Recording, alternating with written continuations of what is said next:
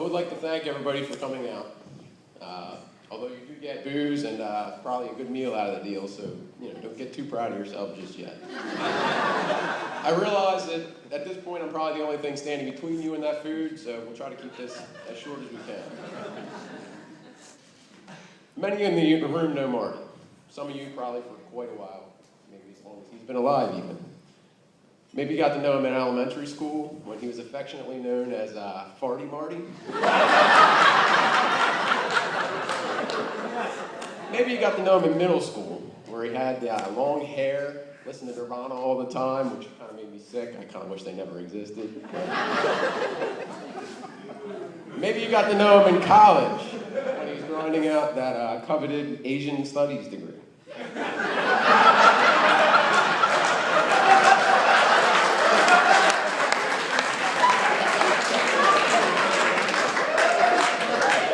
Seriously, along the way, Marty's racked up some pretty outstanding credentials. He's been a standout athlete, he's been an excellent student, he's been most likely to be found dressed in drag.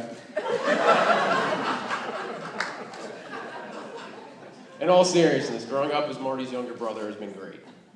Since I'm basically emotionless, I've probably never said anything in this world.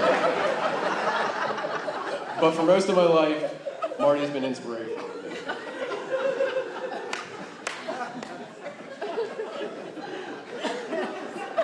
In all the technical aspects of life, I've always kept up to him. Math, science, ability to hold on to the same set of keys for more than a week at a time.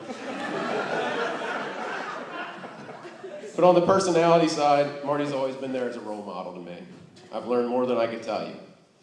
Unfortunately, it probably took me the better part of 25 years to figure all that out. But now I know it. Marty and I have always been oddly similar but different. As he finished up that Asian Studies degree at Swarthmore, I was studying engineering at the University of Delaware.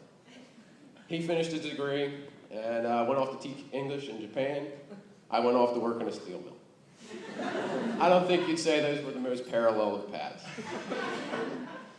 But what's strange is that despite the very different paths that we took to get there, all of a sudden, I look at Marty, and I see that we both seem to be on the same page, both professionally and personally.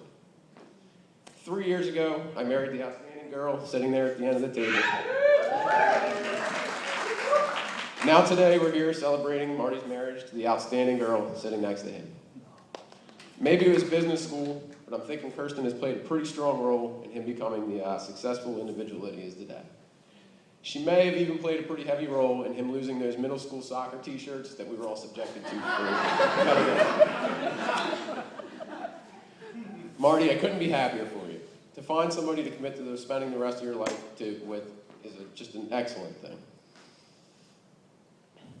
Although I do now have a great fear of meeting people named Kirsten, I still haven't gotten totally used to the Kirsten thing, but I'm very close.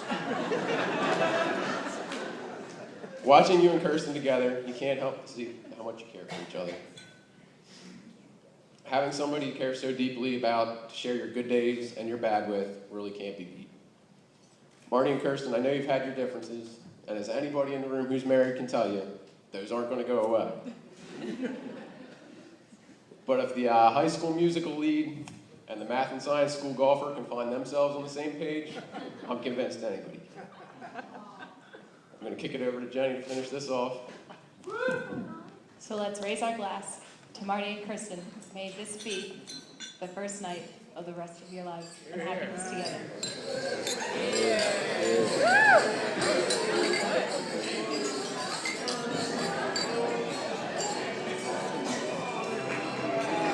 Give it up.